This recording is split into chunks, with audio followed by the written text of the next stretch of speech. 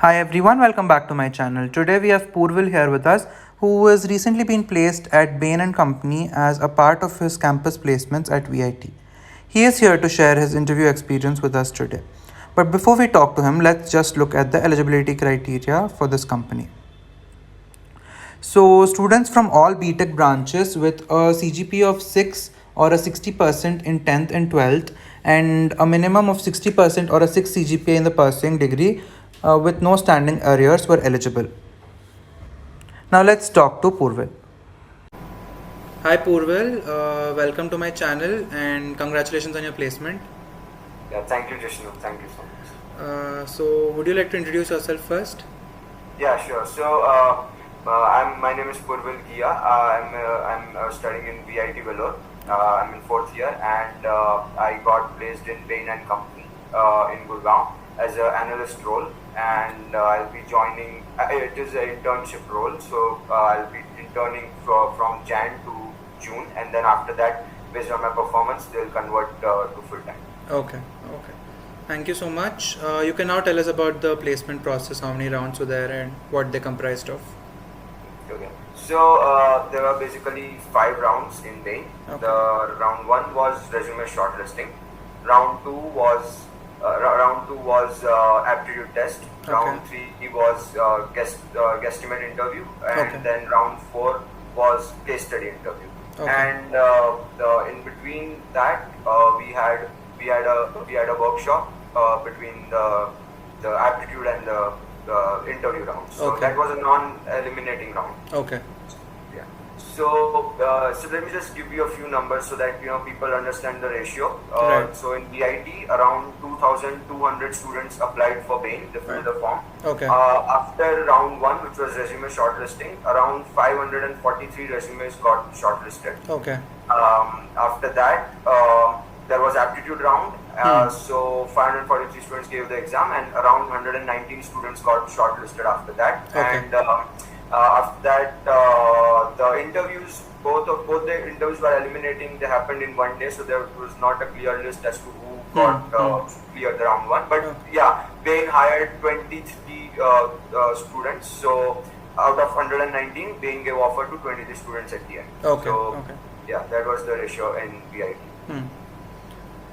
Okay. So after that, you can tell us about each round, what happened. Yeah, sure. So round 1 was the resume shortlisting, and in that, if I would give a few suggestions, that would be that first of all, do not change the format of the resume. Bain is very strict with this, so they themselves will give a format. Okay. Better you edit into that. Okay. Rather than making a new resume, you edit into that. Number 2 is you should use some keywords and action verbs so that you can find it on net. So things like, for example, conducted secondary research or analyze this XYZ data set or something like that. Because usually, these resume shortlisting, they happen through AI. Right. They have these few words and they run it through the machine like Right. that. So yeah, just use proper keywords. And number 3, use numbers in the resume. So if you are applying for consulting role, you should show your impact. So Right. use number that I got this with this, and when I did this, it improved the efficiency by 20% or whatever it is. Okay. So so those 3 pointers I would suggest for a resume. And yeah, in general, just write. Even if it's a very small achievement, it's fine. Write it. It should be 1 page. Yeah. Okay. So some basic pointers. So after that, we had aptitude round. In aptitude, we had around 20 questions were there in 1 hour. Okay. So time limit was 60 minutes. We had to do 20 questions. Out of 20, 12 questions were data interpretation. Okay. And 8 questions were logical reasoning. Okay. So in data interpretation, we had 12 questions. In that, we had 3 case studies. So, and 4 questions from each case study. Okay. 3 into 4, 12, right there. So those for data interpretation, what they'll give is they'll have 2-3 graphs and for one data. So you have to be able to read those graphs parallelly. The information will be distributed. Okay. So to read those 2-3 graphs, you interpret it, and after that you have to do some calculation and you'll get the answer. Okay. And for the graph, I'll just suggest you should be aware of line graph, bar graph, tables and pie charts. Okay. These are more than enough. And then logical reasoning, the questions they will give some big paragraph, 3-4 paragraphs, Okay. and then they will give some judgmental question, business judgment. So like what can be inferred about market entry strategy of company XYZ, like Okay. that. And they'll have 4 options, and you'll feel like okay, like I'm confused between 2 options, like that, because data interpretation is very deterministic. Right, You solve, right. you get answer, you take that option. But this will be very subjective. And so yeah, just try to, what I did was like one thing you can do is when you are reading the passage, just take mental note of important things, like what the passage is about. Like you can also write it on paper, Right. just short notes, and then you can use that to come up with the answer. And what you can do is like 4 options are there. Just write A, B, C, D, and try to eliminate the options that does not make sense, right? And at the end, obviously, you'll have 2 options most of the times, and then you just try to, whatever feels like, okay, more probability is this can be the answer, right? Right. Like that. And yes, another important thing is aptitude round had negative marking, so the marking scheme was +1 minus 0.25. Okay. So I attempted 18 questions out of 20. I left 2, and so yeah, I mean, and another thing is, once your resume gets shortlisted, Bain will send you the COEs. Okay. Basically the domains that they have given that they want the students to select, and then so they'll tell you. So for VIT, I guess they came up with 7 to 8 domains, Okay. and we had to fill preference. Okay, so in that, now let's say my first preference is A, my second preference is B, third preference is C. So what will happen is, if I clear the aptitude test, they will assign me a domain. They will assign me, and it won't always be my first preference. Okay. It will depend on how I do in the aptitude. Okay, so a lot of people have demand for A, then that person will get who has higher aptitude score. Right. Like that. And so people can get their second preference, third preference, depending on how good they do in the aptitude test. So that was all about aptitude. Then next round was we had a workshop. So Okay. I said around 119 students got shortlisted. So we had a workshop. In that workshop, we the people from Bain, they actually explained how to solve guesstimate question Okay. and how to solve business case interview, like that. And like try to be active in this workshop. But again, it doesn't really matter if you are not that active. Right. Just a session to make you understand how to approach a problem, and if you have done that before, if you have solved on your own, then it's fine. Just listen, but attend the workshop at least. Yeah. And just another important point that it was just my observation I would like to share is that in this workshop that I attended, the person asked some question, right? And then what happened is that everyone will come up with the answer. Now obviously there are 119 people, right? So answer will be like 2-3 points, but then people will say that same point in a way different way, right? So now obviously those people are smart. So Right. if you are answering, then try to come up with sensible answers, some original answers. Right. Yeah. So that is workshop. After workshop, we had there were 2 interviews, so both were eliminating interviews. So my first interview was guesstimate interview. They call it market sizing interview or guesstimate, it's same thing. So my question was, I had to calculate annual demand for mask in Karnataka. Okay. So I had to come up with the approach first, and then I had to find the number. Okay. But so some people had to find the number. My interviewer did not care about the number; he just wanted the approach. Okay. And before he asked me the guesstimate. He asked some fit interview questions. Now again, if you are applying for consulting, fit interview is very important part of the whole interview process, whether you make it or not. And fit interview usually have these situational based questions, something like your proudest achievement till now, or a situation where you led a team, something like that. And, there are a lot of fit interview based questions people find on net. Right.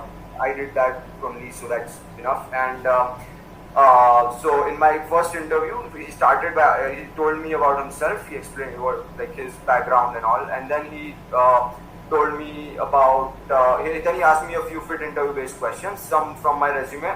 Now he did not ask about projects or internships. So yeah, that was my guesstimate round. Okay. And after guesstimate, I got call for the next interview round, which was business case study. Hmm. Now this interview was taken by a senior person. Okay. And also in my guesstimate round, just one thing I forgot, that my domain, they assigned me cost transformation. Okay. Which is basically my role will be to assist the clients industry wide across many industries to optimize their cost and to increase their profitability. Okay. So for me, he asked me a few questions on that. So like I remember the question. He asked me that if there's a company in FMCG sector and it wants to so like what can be the costs for this company. Okay. So that's a typical way you solve this. You come up with variable and fixed costs, and then you think about what are the costs, and then he asked me how can it reduce the cost. So yeah, just a tip: if whenever you get after aptitude, you surely get assigned a domain. Read about that domain. Okay. That will be very helpful because questions can come from that domain. Right. Not everyone got asked. I got so. Okay. Yeah. And then my next round was business case study. It was taken by a senior person, and again, this was divided into three parts. My first part was he asked me fit interview questions. Again, he asked me around 7 to 8 fit interview questions. After that, he gave me a business case study. So it was about some company in US, a hypothetical company, and then he gave me a lot of data like year-over-year sales and revenue and some graphs. And he asked me a few questions on that how can we do this, how can we do that, if the company wants to do XYZ, how can we achieve that? And so yeah, I have to give both qualitative points as well as quantitative points. Okay. Quantitative based on the data obviously, and qualitative based on some creativity of my own and some business acumen based on that. Okay. After that, the last part of this interview was that I had to ask him if there was any question I can ask. Yeah, so that was how. And then by at the end of this, so both the interviews got over by around 12:30 p.m. And the results got announced the same day, 9:30 p.m.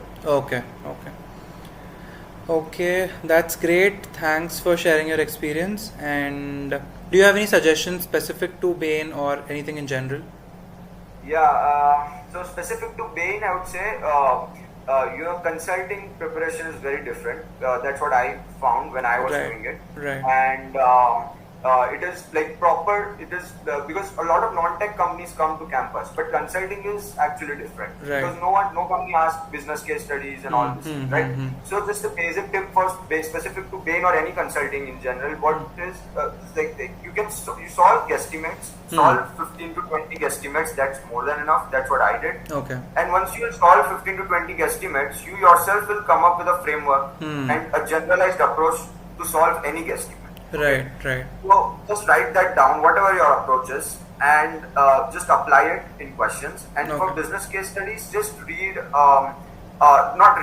just watch on YouTube. There are a lot of Bain business case studies, McKinsey or BCG or any firm, and just watch around 10 to 12 videos. They will be 1 hour long, 45 minutes. Watch in 2x, and once you watch it, just write a note on what problem was and how we came up with the approach, because like business case, there are just 7 to 8 types of case studies.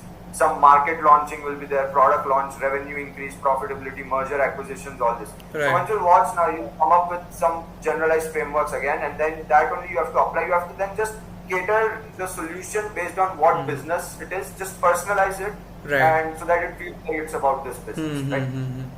One specific to Bain, and just another tip I would maybe give is that for interview is that don't try to be presentable. This is a very counterintuitive advice. People say be presentable. I would rather say, rather than being presentable, try to be candid and spontaneous. Okay. Just like be you, because like people say be confident. No, if you are yourself, then that's the most confident version of you. Right. So don't follow the advice of be confident. Just be you and be spontaneous. And this may seem like a very vague advice, but I actually how can you apply this? So one thing is, don't address the interviewer by sir or ma'am. Address by using the first name, especially in consulting, right? Because like people like to hear their name, and when you say use the first name, it kind of removes the barrier of that distance you are creating, by sir or ma'am, like that. Right. And other points would be to you can interrupt the interviewer. People think we can't interrupt the interviewer. No, you can. And it should be sensible interruption. Again, it should not be irritating. Yeah. And then like very important thing is in every interview they have a question for you, right? They say that ask me a question, right? Right. Try to come up with question that's about them, not you. So like never ask what thing I can improve or how was my interview. No, it should be about them. And again, it should not be very general. Like you can find on net like how was your first day. Yeah. Again, very common question, and they like it's so expected. So what I did and what people can do, I feel, is that whenever the interviewer, always he'll tell about himself at the first. Right. Listen that, and then come up with a question based on that. Okay, so first of all, he'll appreciate that you are listening to him, and secondly, it will be about him. Right. So that's another thing. And then you can, and people think you can only ask question when he says at the end of the interview. No, you can ask question anytime. Like I asked my first interview in the guesstimate thing, he told me about himself, the interviewer. The interview just got started and he was saying about himself, and he ended by saying, I like reading books. So at that very point I asked him, what, fiction or non-fiction? Like that, right? So this is what being spontaneous means. So don't try to be very presentable, like sir, ma'am, no, just be you, just that's it. That's what they want. Yeah, so that's it. Yeah. So thank you so much for your suggestions and for sharing your experience. Okay, yeah, thank you.